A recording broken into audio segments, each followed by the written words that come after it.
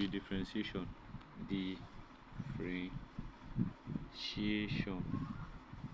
So what does differentiation mean?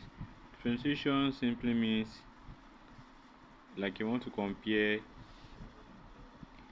like the way y change it with respect to x. Yes, that's what you want to compare. So for differentiation, since we are comparing, you can just see the ratio of change in y over change in x. So we can differentiation. I won't write, but just get the concept. Is change in y over what change in x. That's the mathematical form of differentiation, or the y over what dx. So that is differentiation. So differentiation is just, for example, let's say you have gari, you have a specific amount of gari. Let's say this is gari. Then you now added water. This is a cup filled with gari. You now add sugar to it. Let's say this gari is sweetened. Addition of more water. When you add more water, what will happen to the sugar inside the gari? It won't be sweet. So what will you do? You keep on what? Adding water to the what? No, you keep on what? The more you add water, you keep on what? Adding sugar.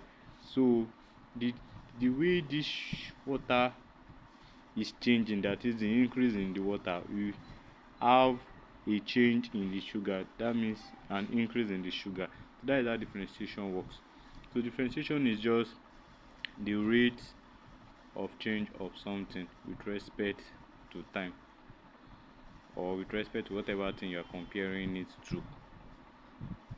So let us stop there for now. So in the next video I'm going to explain, but before that, let's just talk about function. What is a function? A function is just, for example, let's say you have x squared. This is a quadratic function. So a function is anything, is a set of numbers that follows a certain rule. This is x squared now. X squared is a quadratic function. We have what? E raised to power x. We have sine x. This one is a trigonometric function. This one is an exponential function. This is a quadratic function. We have x cubed. This is a polynomial function. We have x. This is a linear function. We have log x. This is a logarithmic function. So each of these type of function, this one we can still call them, they are still the same function, but all this one they are different function. This one is still a multiple of this.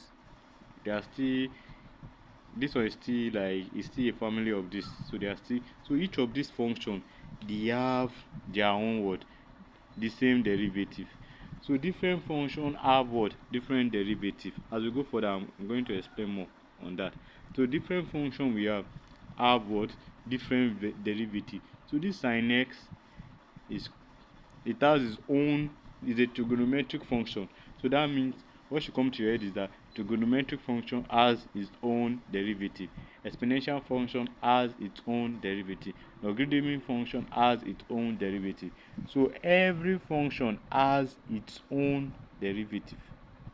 So in the next video I'm going to explain, though this is the popular one. Let's say y is equals to ax raised to power n, where n is the power. So this one you can compare it to this first one, which is a linear, quadratic, or polynomial function. Yes, so you can compare it to this. So they usually say this is a general formula, but it's not a general formula. This formula is just for this function, this linear, quadratic, and polynomial function. So when you have something like y is equals to ax raised to power n, to find the dy dx, it is what? Nax raised to power n minus 1. That means you use n to multiply everything, then deduct 1 from the power. So let's say y is equals to x raised to power 5. So dy dx will be what? Use this 5 to multiply, because I'm multiplying here. 5 times 1 x raised to power 5 minus 1. That is 5x raised to power 4. So you guys should do this. Y is equals to 2x cubed minus 4 over x. Try that. Though it's a little bit confusing, but just try it. So the reason behind this formula will be explained to you. Thank you.